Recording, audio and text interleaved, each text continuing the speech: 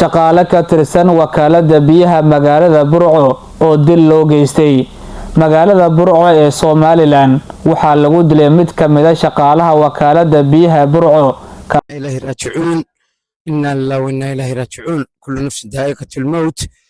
waxaa imika la sheegay geerida maxamed maxamuud xaligle shiine oo aan hadda ka wada quraacnay magaxida Ciro anigoo dhakhtarka ka soo baxay oo qalliin ku jira ayaa ilaahay soo kaxeeyay magaxidaanimi waanu ka wada quraacnay waa ku kaftanay sidaadii aan dhakhtarkii ugu noqon baaba la igu soo dhufay telefoonka lagu shiina xabad ku dhacday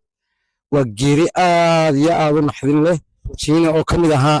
shaqaalaha waaxdeeda aan agaasimka ka ahay farsamada ونكاسي وحها اللهم حريستنا وأخلاق وعن إننا إلا وكرنا جريدي كلي واحد من يقول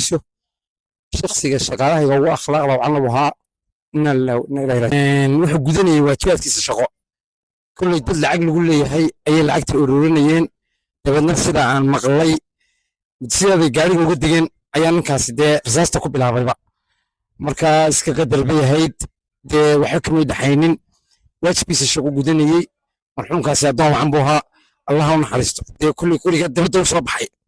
كاسوما بدي مالا إنه ولا نمينا يه وكل قد بدو صبحي وحن لين هاي حكومتها هلا قرميو وحن قريها ستاء حنا لقى قبطو إيه قوالين المقالة دح مرسا أما يسس بيها نقطة أما تيتشير سيكسا نقضان يلاهن دي قريها ستين الله دقو أي سود وين يا حكومتي مدحمية وقباقنا إنه فريقس لازمي وحنا كانوا تحسين يا وغرين والشغالة وكالة بيها برعو كارهان واحدة في السماء إن أبيه غير كودي الكيسي لما أنت حسيت هيرانيا لما مدريا ونجاوا بنتي كل نفس ذائقة أسيو لا شيء إلا توقتي سو كوجود جرا حول معلومات كيسة أورنتا حكت بلاش بيها جريها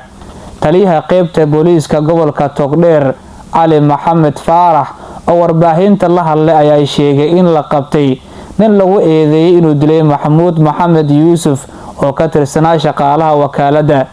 isla markiiba booliisku waxa ka horgaliyay gacantiisa wuxuu soo dhigay eedeysana ay hubkiisa isticmaalaya hadda wuxuu ku jiraa jeelka wuxuuna ku dhamaanayaa hawshiisa muddo kooban gudaheed ayuu yiri taliyaha Cali wuxuu intaa ku daray eedeysanaha dilka geysay oo hadda ku xiran yahay xabsiga magaalada Burco isla markaas si dhaqsi ugu badan loo horgeyn doono maxkamadda si loo ogaado dacwad la xiriirta